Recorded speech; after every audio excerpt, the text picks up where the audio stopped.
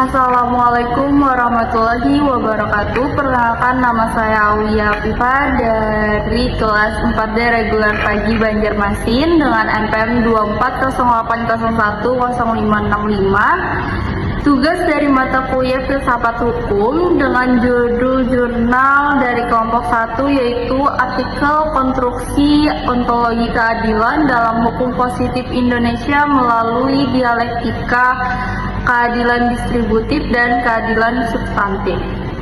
Kali ini saya menjelaskan pada bagian keadilan substantif dan dialektika keadilan distributif dan substantif.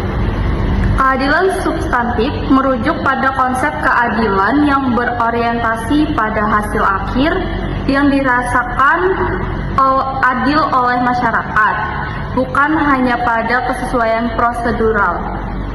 Dalam konteks ini, hukum itu tidak hanya dilihat dari prosesnya, tetapi juga dari dampaknya terhadap kehidupan sosial.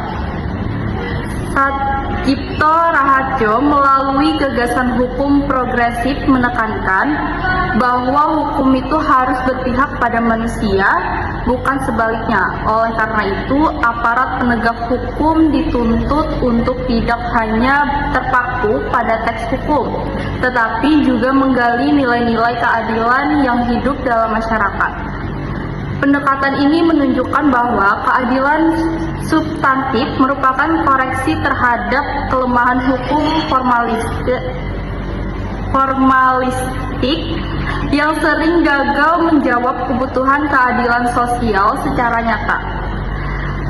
Masuk di penjelasan dialektika keadilan distributif dan substantif. Hubungan antara keadilan distributif dan keadilan substantif bersifat dialektis, bukan saling meniadakan. Keadilan distributif malah memberikan kerangka struktural dalam pembagian hak dan kewajiban, sedangkan keadilan substantif memberikan orientasi nilai terhadap hasil akhir yang diharapkan. Ketika kedua konsep ini tidak berjalan seimbang, maka akan muncul ketimpangan dalam sistem hukum, di mana hukum menjadi terlalu formalistik atau sebaliknya terlalu subjektif.